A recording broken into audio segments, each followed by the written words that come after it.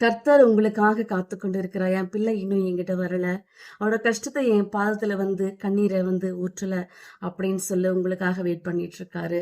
சில நேரம் நம்ம ஆண்டவரிடத்துல ஜெபிக்க தயங்குகிறோம். ஏன்னா நம்மளோட ஜெபங்கள் ரொம்ப தாமதமாகுது. நான் எவ்வளவோ ஜெபிச்சுட்டு இருக்கேன், நான் உபவாசத்துல ஜெபிக்கிறேன், ஆனா என் ஜெபத்திற்கு பதிலே இல்லை அப்படின்னு சொல்லி நம்ம சோர்ந்து போகிற நேரத்துலதான் கர்த்தர் நம்மோடு பேசுறாரு.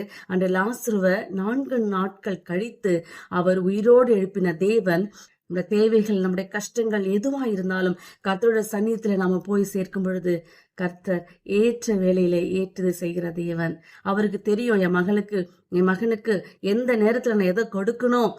நம்ம உண்டாக்கின கர்த்தருக்கு எல்லாமே தெரியும், எதை கொடுக்கணும் என்பதை ஆண்டவர் அறிந்திருக்கிறார். சில நேரங்களில் நம்முடைய அவ்விசுவாசம் குறைந்து போகாதபடிக்கு நம்ம தாமதிக்கிற அந்த காலத்துல நம்ம விசுவாசத்தை அவர் இன்னும் ஸ்ட்ராங் பண்றதுக்காக சில நேரம் அவர் தாமதிக்கிற தேவனா இருக்கிறா. என் மகன் என்னிடத்துல விசுவாசமா இருக்கிறாளா, இல்ல அவள் அவ்விசுவாசமா இருக்கிறாளா, அவரோட விசுவாசம் பெருகுகிறதா இல்ல குறையுகிறதா என்பதை அவர் பார்க்கிற தேவனாய் இருக்கிறார். அதனால நம்ம ஆண்டவர் நம்மளோட ஜெபத்திற்கு தாமதம் உண்டாகும் சில நேரங்கள்ல, அந்த தாமதத்துக்கு பிறகு ஒரு பெரிய அதிசயம், அநேகர் கண்கள் காணும்படியான அதிசயம் காத்து கொண்டிருக்கிறது என்பதுல நம்ம எப்பொழுதுமே நம்ம மறந்து போக கூடாது.